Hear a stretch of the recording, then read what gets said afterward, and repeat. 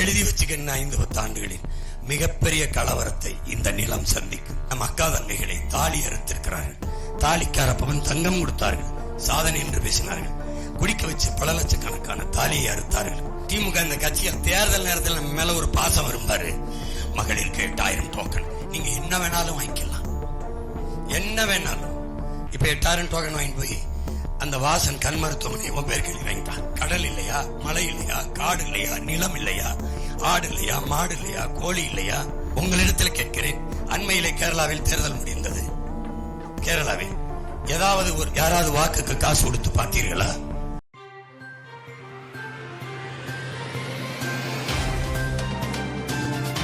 என் சொந்தங்களுக்கு தெரியும், வாக்குக்கு காசு கொடுப்பது அந்த இடத்தில்தான் ஊழல் லஞ்சத்திற்கான விதை உண்டப்படுகிறது என்று.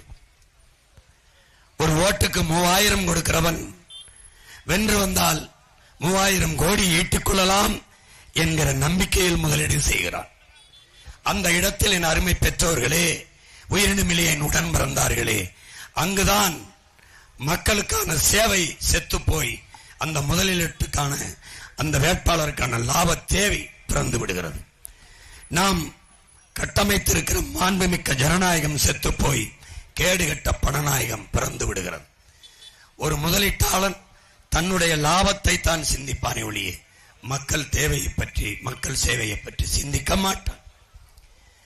கற்றறிந்த பெருமக்கள் நிறைந்த நிலத்தில், அறிவார்ந்த சான்றோர்கள் நிறைந்த மண்ணில், பேராசிரியர் பெருமக்கள், அறிவை புகட்டுகிற ஆசிரியர் பெருந்தகைகள், உயிரை காக்கும் மருத்துவத்துறையில் சிறந்து விளங்குகிற என் அன்பு சொந்தங்கள், படித்துக் கொண்டிருக்கிற பிள்ளைகள், நீங்கள் எல்லாம் இந்த அரசியலை ஏற்கிறீர்களா, ஆதரிக்கிறீர்களா, அல்லது என்னைப் போலவே எங்களைப் போலவே அறிவிருக்கிறீர்களா?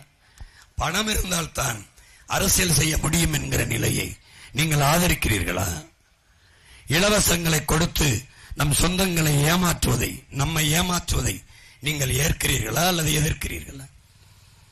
இலவசத்தில் இழக்கிற பணத்தை இவர்கள் எங்கிருந்து எடுக்கிறார்கள் என்கிற கேள்வி உங்களுக்குள் எழுகிறதா, எழவில்லையா?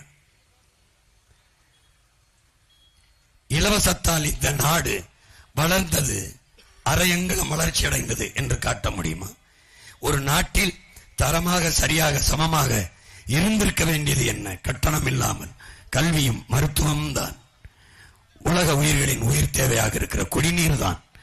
இது மூன்றும் ஒரு விற்பனை பண்டமாக மிக உயர்ந்த லாபம் ஈட்டும் சந்தை பொருளாக மாறிவிட்ட நாடு. அது நாடு என்று சொல்வதா அல்லது சுடுகாடு என்று சொல்வதா? என்னை பெற்றவர்கள் என்னை படிக்க வைக்க கடன் பெறுகிறார்கள், கடனை பெற்று படிக்க வைக்கிறார்கள், அந்த கடனை கட்ட முடியாமல் தவிக்கிறார்கள். தேர்தல் வரும்போது தலைவர்கள் சொல்கிறார்கள், கல்வி கடனை தள்ளுபடி செய்கிறோம் என்று. அறிவு சமூகமே, கல்வியை கொடுக்க வேண்டியது அரசின் கடன். அதை நான் கடன் வாங்கி படிக்கிற நிலைமையில் வைப்பது எவ்வளவு பெரிய கொடுமை என்பதை யோசிக்க வேண்டாமா? கல்வி கடனை தள்ளுபடி செய்கிறீர்கள். எத்தனை ஆயிரம் கோடி? அந்த காசை வச்சு கல்வியின் தரத்தை உயர்த்தியிருந்தால் நான் ஏன் கடன் வாங்கி படிக்கப் போகிறேன்? இது எந்த மாதிரியான ஆட்சி முறை? ஒவ்வொரு முறையும் வருவது கல்வி கடன். ஒரு முறை 1000 ரூபாய் மகளிருக்கு கொடுக்கிறார்கள், சரி. அடுத்த தேர்தல் வரும்போது அதை 2000 தருகிறேன் என்கிறார்கள். மாணவருக்கு 1000 என்கிறார்கள். அடுத்த தேர்தல் வரும்போது ஆட்சிக்கு வந்தால் 1500 தருகிறேன் என்பார்கள். இது எந்த மாதிரி வளர்ச்சி? எப்படிப்பட்ட வளர்ச்சி? கற்ற சமூகம் இதை ஏற்கிறதா? படித்த பண்புள்ள சமூகம் இதை வேடிக்கை பார்த்து கொண்டு இருக்க போகிறதா? இப்படியே போனால் இந்த நாடு எங்கே போய் நிற்கும்? எங்கே போய் நிற்கும்? இப்போது இவர்கள் அறிவித்திருக்கிற இந்த இலவச அறிவிப்புகள், இந்த 2000, 3000, 8000, 5000 டோக்கன், இதெல்லாம் குறைஞ்சது 10 லட்சம் கோடி கடனை பெற்றால்தான் இதை கொடுக்க முடியும். ஏற்கனவே 10.5 லட்சம் கோடி கடன். இந்த நிலையில் நாடு போய்கொண்டிருந்தால் அடிப்படை அத்தியாவசிய நிர்வாகத்தை எப்படி நிறைவேற்றும்? ஆசிரியருக்கு சம்பளம், மருத்துவர்களுக்கு சம்பளம், செவிலியருக்கு சம்பளம், மற்ற அரசு ஊழியர்களுக்கு, காவல்துறைக்கு எங்கிருந்து ஊதியம் கொடுக்க முடியும்? எங்கிருந்து கொடுக்க முடியும்? இப்பவே சொல்கிறீர்கள், வாத்தியார்களுக்கு, ஆசிரியர்களுக்கு எங்களால் சம்பளம் கொடுக்க முடியவில்லை. எல்லா அரசு பணியாளர்களையும் ஏன் ஒப்பந்த பணியாளர்களாக எடுக்கிறீர்கள்? ஏன்? ஆசிரியரா பகுதி நேரம் ஒப்பந்தம், போக்குவரத்து தொழிலாளியா பகுதி நேரம் ஒப்பந்தம், துப்புரவு பணியாளரா ஒப்பந்த பணி, எதற்காக? அரசு மருத்துவமனைகளில் எத்தனை ஆயிரம் இடங்கள் நிரப்பப்படாமல் இருக்கு. ஏன்? நிரப்பினால் சம்பளம் கொடுக்க வேண்டும். அதுவும் ஒப்பந்த பணியாளர்களாக தான் எடுப்பீர்கள். ஏன்? காசு இல்லை. பணி நிரந்தரம் செய்தால் அவனுக்கு ஓய்வூதியம் கொடுக்கணும். ஒப்பந்த பணியை வைத்துக் கொண்டால் அவன் ஊதிய உயர்வோ அல்லது பணி நியமனமோ கேட்டு போராடினால் அவனை நீக்கிவிட்டு அவனை வெளியேற்றிவிட்டு வேலை இல்லாமல் காத்திருக்கிறவர்களுக்கு மறுபடியும் ஒப்பந்தத்துக்கு எடுத்துக் கொள்ளலாம். இப்படித்தான் இந்த நாட்டில் நிர்வாகம் நடக்கிறது. 58 வயது ஓய்வு பெறும் வயதாக இருந்தது.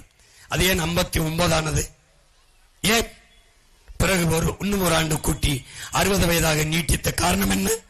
58 வயதில் ஓய்வு பெற்றால் அவனுக்கு ஓய்வூதியம் கொடுக்க வேண்டும். காசு இல்லை. அதனால் அடுத்த ஆண்டு.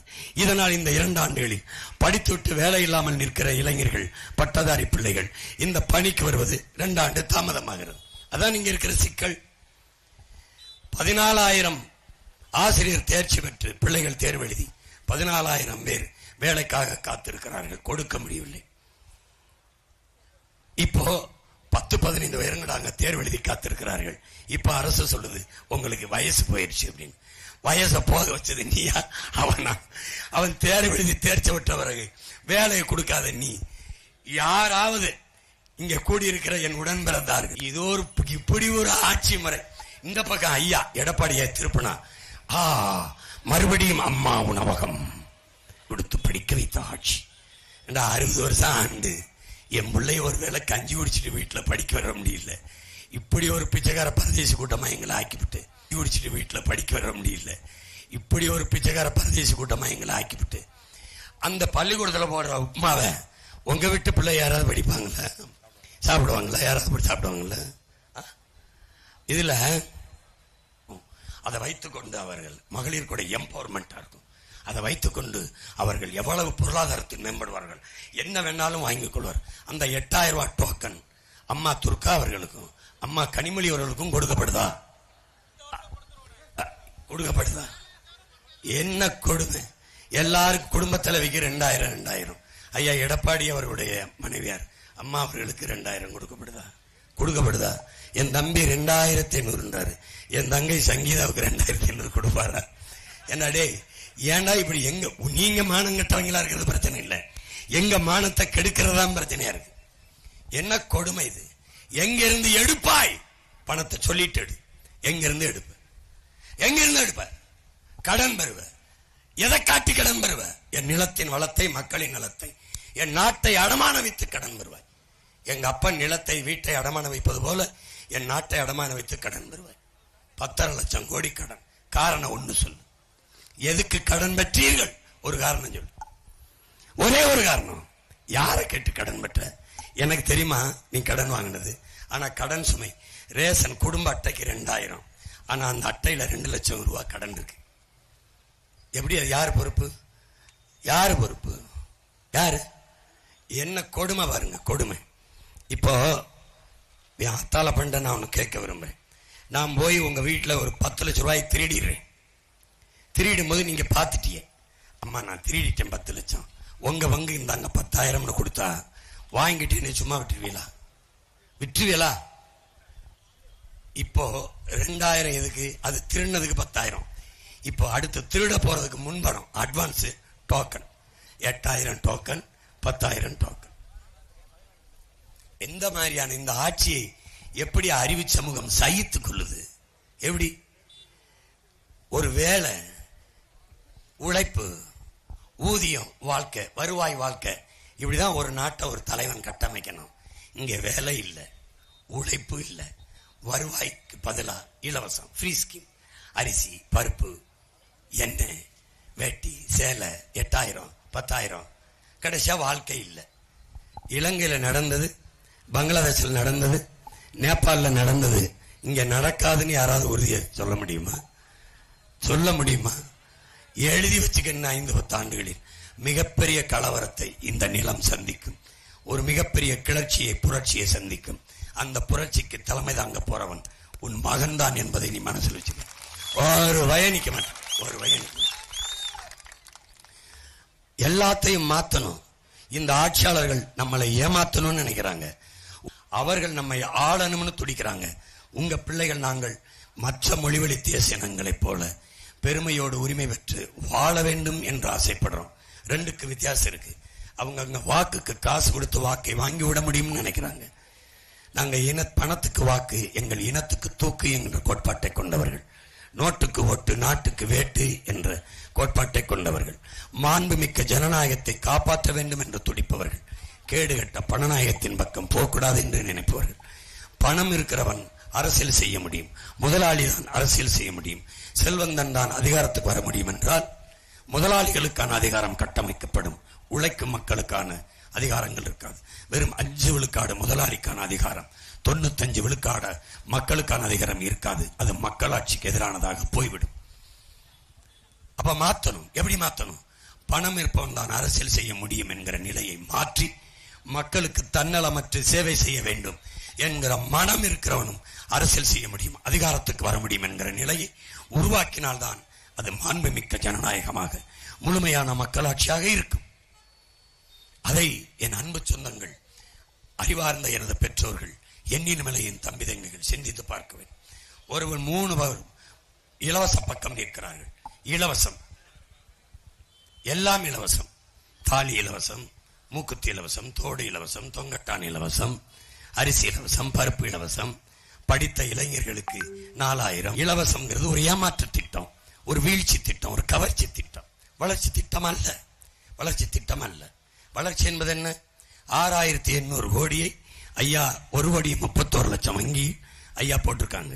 அந்த 6800 கோடியை வைத்து தொழில் முதலீடு செய்து வேலை வாய்ப்பை உருவாக்கி அதில் நிலையான ஒரு வருவாய் பெறுவதற்கு, வேலை வாய்ப்பை கொடுத்து நிலையான வருவாயை ஈட்டிக் கொள்வதற்கு வாய்ப்பு ஏற்படுத்தி கொடுத்து வந்தான் தலைவன். அதுக்கு பேர் தான் ஆட்சி. அந்த நாடுதான் வாழும் வளரும். வெறும் இலவசங்களை கொடுத்து ஏமாத்துகிற நாடு பொருளாதார வீழ்ச்சி அடைந்து சிதைந்து சீரழியும். பல நாடுகள் சார்ந்து இருக்குது, கண்ணு முன்னாடி நடந்திருக்குது. வெனிசுலா வீழ்ந்திருக்குது, இலங்கை, பங்களாதேஷ், நேபாள் சிதைஞ்சிருக்குது. அந்த நிலை வராமல் எச்சரித்துக் கொள்ள வேண்டும் என்றால் உங்கள் பிள்ளைகளின் கருத்தை கவனத்தில் எடுக்க வேண்டும். இதை புரிஞ்சுக்கணும். இதெல்லாம் மாற்ற முடியுமா? சரி செய்ய முடியுமா? சரித்திரத்தை எங்களுக்கு படிப்பித்த எங்க ஆசிரியர் பெருமக்கள் நினைத்தால் சரித்திரத்தை மாற்றி படைக்க முடியாதா? வரலாற்றை படித்த என் பிள்ளைகள் வரலாற்றை படைக்க முடியாதா? வரலாற்றை படிக்காதவன் வரலாற்றை படைக்க முடியாது என்கிறார் அண்ணல் அம்பேத்கர். நீங்கள் வரலாற்றை படித்த பிள்ளைகள் தானே, உன்னின வரலாறு அல்ல, உலக வரலாற்றை படித்தவர்கள் தானே. நம்மால் மாற்றி படைக்க முடியாதா? படிக்க முடியாதா? கற்றறிந்த மருத்துவ பெருமக்கள், மாண்பு மிக்கவர்கள் எத்தனை பேர்? இந்த மண்ணை மக்களை பேரன்பு கொண்டு காதலிக்கிற ஆண்டோர்கள் சான்றோர்கள் எத்தனை பேர்? கல்வியில் பள்ளி கல்லூரியில் படித்துக் கொண்டிருக்கிற அறிவார்ந்த என் தம்பி தங்கைகள் எத்தனை லட்சம் பேர்? உள்ளங்கையில் ஊடகத்தை வைத்துக் கொண்டு உலகத்தை பார்த்து கொண்டிருக்கிற நீங்கள் ஒவ்வொரு நாட்டு நிர்வாகத்தையும் கவனிக்க தவறுகிறீர்களா? மலேசியா, சிங்கப்பூர் இப்படித்தான் இருக்கிறதா? ஒரு வளத்தை வைத்துக் கொண்டு சிங்கப்பூர் செல்வத்தில் சிறப்பாக, ஊழல் லஞ்சமற்ற நாடாக, ஏழ்மை வறுமையற்ற நாடாக, எல்லோருக்கும் வேலை வாய்ப்பை கொடுக்கிற நாடாக எப்படி உயர முடிகிறது? கல்வியில் உலகத்தரத்தில் 3வது இடத்தை எப்படி தொட முடிகிறது? ஒரு சின்ன நாடு பின்லாந்து, அவன் எப்படி உலகத்தரத்திலே முதலிடத்திலே நிற்க முடிகிறது? கீவா வெறும் கரும்பை வைத்துக் கொண்டு தற்சார்பு பொருளாதாரத்தை எப்படி அடைய முடிகிறது? கல்வி அரசிடத்திலே, மருத்துவம் அரசிடத்திலே, போக்குவரத்து அரசிடத்திலே, மின் உற்பத்தி விநியோகம் அரசிடத்திலே, குடிநீர் விநியோகம் அரசிடத்திலே. நம் நாட்டில் இது எல்லாம் தனியார் இடத்திலே. ஏன் அவனால் முடிகிறது? வெறும் கரும்பை வைத்துக் கொண்டு நாட்டில் தற்சார்பு பொருளாதாரத்தில் நிற்க முடிகிற நம்மால் இவ்வளவு வளம். கடல் இல்லையா? மலை இல்லையா? காடு இல்லையா? நிலம் இல்லையா? ஆடு இல்லையா? மாடு இல்லையா? கோழி இல்லையா? கரும்பு இல்லையா? வாழை இல்லையா? தென்னை இல்லையா? பனை இல்லையா? மா இல்லையா? பலா இல்லையா? கத்தரிக்காய், தக்காளி, மிளகாய், வெண்டைக்காய், கீரை எதுவுமே இல்லையா? எதுவுமே இல்லையா? அறிவு இல்லையா? உழைக்க உடலிலே ஆற்றல் இல்லையா? பிறகு ஏன் என் வீடு முழுக்க வறுமையும் வயிறு நிறைக்க பசியும் இருக்கு? ஏன் இருக்கு? ஏன் ஏழ்மை வறுமையில் இருக்கு? ஏன் இலவசத்துக்கு கையேந்த வேண்டிய நிலைமை இருக்கு? எதனால் இந்திய நிலத்தில் 28 விழுக்காடு மக்கள் இரவு உணவு இல்லாமல் ஏன் படுக்க செல்கிறார்கள்? பல கோடிக்கணக்கான பச்சிளங்குழந்தைகள் பசியோடு ஏன் உறங்க செல்கிறார்கள்? யாரிடத்தில் பதில் உண்டு? இந்த சில்ட்ரன்ஸ் வெல்ஃபேர் ஃபண்ட் என்று குழந்தைகள் நலம் என்று நிதி ஒதுக்குகிறார்களே, அந்த நிதி எங்கே போகிறது? யாருக்கு போகிறது?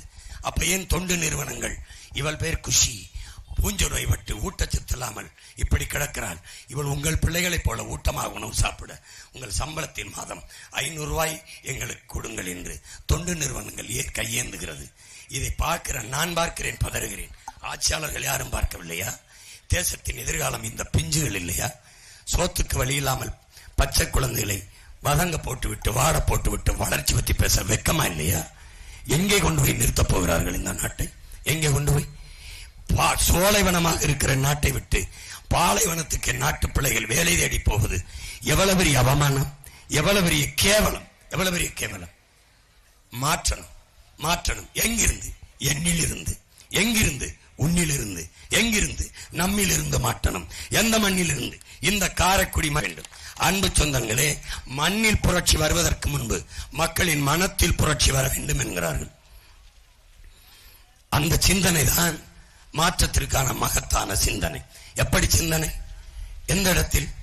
எந்த இடத்தில்? எனக்கு சேவை செய்ய வருகிறவன் ஏன் எனக்கு காசு தர வேண்டும் என்ற கேள்வியிலுமானால் அதுதான் விழிப்புணர்வு, அதுதான் மாற்றத்திற்கான சிந்தனை. இலவசம் கொடுக்கிறார்கள், இழக்கிற பணத்தை எங்கிருந்து எடுக்கிறார்கள் என்ற கேள்வியிலுமானால் அதுதான் புரட்சிகர மாறுதலுக்கான சிந்தனை, அதுதான் விழிப்புணர்வு. கற்ற கல்வி எதற்கு பயன்படுகிறது? உங்களிடத்தில் கேட்கிறேன். அண்மையிலே கேரளாவில் தேர்தல் முடிந்தது. கேரளாவில் யாராவது வாக்குக்கு காசு கொடுத்து பார்த்தீர்களா? யாராவது இலவச அறிவிப்பு? இங்கே இருக்கிற கம்யூனிஸ்ட், இங்கே இருக்கிற காங்கிரஸ், இங்கே இருக்கிற பாரதிய ஜனதா இங்கே இலவசம் அறிவிக்கிறதே, அங்கே அறிவித்து பார்த்தீர்களா? வாக்குக்கு காசு கொடுத்து பார்த்தீர்களா? வாங்க மாட்டான். இலவசம் அறிவிச்ச கட்சி தோற்று போகும். வாக்குக்கு காசு கொடுத்தால் விரட்டி விரட்டி அடிப்பார்கள். ஏன்? கல்வி அவனுக்கு பயன்படுது. அவன் முழுமையான ஜனநாயகவாதியாக இருக்கிறான். நாம் பணநாயகவாதிகளாக மாறி போய்விட்டோம். இது எதிர்காலத்தை தீர்மானிக்கிற தலைவர்களை தேர்வு செய்கிற தேர்தல் என்று நீங்கள் நினைக்கிறீர்களா? இதுவரை அப்படித்தான் நடந்ததா? நீங்கள் அப்படித்தான் 5 ஆண்டுகால எதிர்காலத்தை தீர்மானிக்கிற தலைவர்களை தேர்வு செய்திருக்கிறீர்களா? அப்படித்தான் நடந்திருக்கிறதா என் பெற்றோர்களே? அப்படித்தான் என் உடன் பிறந்தார்களே? உங்களால் சொல்ல முடியுமா? குடிக்க வைத்து இதுவரை இந்த நாட்டில் 20 லட்சத்திற்கு 25 லட்சத்துக்கும் மேற்பட்ட நம் அக்கா தங்கைகளை தாலி அறுத்திருக்கிறார்கள். தாலிக்கார பவன் தங்கம் கொடுத்தார்கள், சாதனை என்று பேசினார்கள். குடிக்க வச்சு பல லட்சக்கணக்கான தாலியை அறுத்தார்கள். அது சாதனை இல்லையா? அதை பேசுமா இந்த அரசு? நீங்கள் இந்த தேர்தலில் தலைவர்களை தேர்வு செய்ய போகிறீர்களா? குடிக்க வச்சு தாலி அறுப்பவர்களை தேர்வு செய்ய போகிறீர்களா? யாருக்கான தேர்தல் என்பதை முடிவு செய்யுங்கள். எதிர்காலத்தை தீர்மானிக்கிற தலைவர்களா? உங்களை ஏமாற்றி, இலவசத்தை கொடுத்து ஏமாற்றி, நாட்டை கடலில் மூழ்கி செய்து படித்த இளைஞர்கள் தமிழ்நாடு தேர்வாணையத்தில் தேர்வு எழுதி 70 லட்சம் பேர் வேலை இல்லாமல் இருக்கிறார்கள். அடுத்து வந்தால் இன்னும் 30 லட்சம் பேர். 3500 வேலைதான், 3500 வேலைதான். 50 லட்சம் பேர் வேலைக்கு எழுதுகிறான். 3500 வாய்ப்பு தான் இருக்கு. அப்ப எவ்வளவு பேர் வேலை இல்லாம இருக்காங்க? அதை நோக்கி நகரல. அந்தந்த தேவைக்கு எதையாவது கொடுத்து மக்களை ஏமாற்றி வாக்கை பெற்று பதவியை தக்க வைக்க நினைக்கிறானே ஒழிய. சரி, இப்ப நம்ம அன்பு ஐயா மாங்குடி ஐயாட்டே கேட்போம், உங்க மூலமாக கேட்போம். கடந்த 5 ஆண்டுகளில் செய்யாத ஒரு நல்லதை இப்போது இந்த 5 ஆண்டு வென்று வந்து என்ன செய்வீர்கள்? அந்த 5 ஆண்டில் செய்த ஒரு நல்லதை சொல்லுங்க. நாங்க எல்லாரும் உங்களுக்கு ஓட்டு போட சொல்லிட்டு ஊருக்கு தம்பியோட போட்டு காமிச்சான். ஒரு குரல் செய்தி அவருக்காக வாக்கு கேட்கிறவர் பேசுறாரு. ரொம்ப நல்லவர் மாங்குடி, ரொம்ப எளிமையானவர். கால் செருப்பு கூட இல்லாம தான் நடப்பாரு. எளிமையானவர். அவரு உங்க பிரச்சனைய அவர்கிட்ட நேரடியா வந்து சொல்லலாம். 5 வருஷம் ஆண்டு அந்த பிரச்சனை எதுக்கு இருக்கு? அவர்கிட்ட போய் சொல்லலாம், ஐயா எங்களுக்கு பிரச்சனையே நீங்க தான். 5 வருஷமா ஆட்சி செய்து அதிகாரத்தில் இருந்துட்டு பிரச்சனையே வந்து சொல்லலாமா? ஏன் பிரச்சனை இருக்குது? 5 வருஷத்துல தீர்க்காம என்ன பண்ணிட்டு இருந்த? என்ன பிரச்சனை?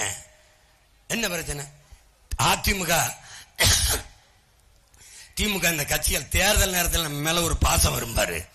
மகளிருக்கு 8000 டோக்கன், நீங்க என்ன வேணாலும் வாங்கிக்கலாம், என்ன வேணாலும். இப்ப 8000 டோக்கன் வாங்கிட்டு போய் அந்த வாசன் கண் மருத்துவமனை உன் பேர் கேள்வி வாங்கிட்டான். ஐயா முதலமைச்சர் சொல்லிட்டாரு, கடையில கொடுத்துட்டு என்ன வேணாலும் வாங்கிக்கலாம். இந்த கடையை வாங்கிட்டு வா போ, இந்த பாலாஜி மெடிக்கல்ஸ் வாங்கிட்டு வா போ. நம்ம மொத்த டோக்கனே ஐயாட்ட கொடுப்போம்.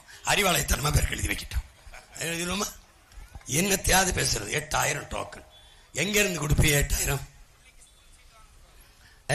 எப்போ வாங்குறது? எப்படி பாருங்க, அக்காட்ட காசு கொடுத்து போயிடறாங்க. நீங்க போட்டுங்க, நான் அக்காட்ட காசை கொடுத்துட்டு போயிடுறேன். எப்படி பெண்களை, நம்ம பெண்களை எந்த அளவுக்கு இந்த திமுக அதிமுக இந்த காங்கிரஸ் பிஜேபி மதிக்கிடுதுன்னு பாருங்க. பெண்களையே குறிவிக்கும். உங்களுக்கு மிக்சி, உங்களுக்கு கிரைண்டர், உங்களுக்கு ஃப்ரிட்ஜ், 1 கிலோ பருப்பு, 1 லிட்டர் எண்ணெய், உங்களுக்கு வேட்டி சேலை, உங்களுக்கு மாசம் 2000 2500, பெண்களுக்கு தாலி. இப்போ இதை குறிவிச்ச இந்த வாக்கை நம் பெண்களை மதிப்பது, நம் குலதெய்வங்களை போற்றுவதற்கு பதிலாக இழிவுபடுத்தி அசிங்கப்படுத்தி தன்மானத்துக்காக உயிரை விட்ட ஒரு இனக்கூட்டத்தை மானங்கட்ட கூட்டமாக்கிட்டு, இதுல ஐயா வேற, தமிழ்நாட்டை தலைகுடிய விட மாட்டேன், தலை நிமிர விட மாட்டேன்னு சொல்லுங்க. ஏற்கனவே அவன் குடிச்சு தொங்கிதான் போயிருக்கு தலை, இப்படிதான் கிடக்குறான். வேட்டி எங்க விழுந்துச்சுன்னு தெரியாம கிடக்குறான். அவர் ஒரு மொழி காக்க, இனம் காக்க, மண் காக்க, மானம் காக்க, இதெல்லாம் யார் சொன்னது? கட்சி ஆரம்பிக்கும் போது நான் சொன்னது. அதற்காக நம் மொழி காக்க, இனம் காக்க, மண் காக்க, மானம் காக்க போராடி இன்னுயிர் நீத்த அதை இவங்க எடுத்துக்கிட்டு மொழி காக்க, இனம் காக்க, மண் காக்க, மானம் காக்க. சரிதான், அதை உங்ககிட்ட இருந்து காப்பாத்தான் நாங்க இப்படி போராடிட்டு இருக்கோம். யாருகிட்ட இருந்து? மொழி எங்கடா இருக்கு? என் மொழி எங்க இருக்கு சொல்லு. எங்க இருக்கு? எங்கேயாவது இருக்கா? எங்க இருக்கு? மல்டி ஸ்பெஷாலிட்டி, மல்டி அடிக்கிறான் பல்டி. தமிழ்ல எழுத்து தமிழ், உச்சரிப்பாங்களாம் தங்கிலீஷ், தமிங்கிலம். நான் தமிழன் இல்ல, நீனும் தமிழ் இல்ல, தமிழ்ல. தமிழோடு சமஸ்கிருதம் கலந்து கன்னட, தமிழோடு சமஸ்கிருதம் கலந்து தெலுங்கர், தமிழோடு சமஸ்கிருதம் கலந்து மலையாளி, தமிழோடு சமஸ்கிருதம் கலந்து துளுவர், தமிழோடு ஆங்கிலம் கலந்து நாங்கள் தமிழ்கிழர்கள். தமிழ்கிழர்கள் தமிழர்கள் கிடையாது. நான் ஆட்சிக்கு வந்தால் தமிழ்நாடை பேரை மாற்றி தமிழ்கிழ நாடு என்று அறிவித்து விடுவேன். ஏனென்றால் இவர்கள் தமிழ்கிழர்கள் ஆகிவிட்டார்கள். கொடுமடா கொடுமடா சாமி.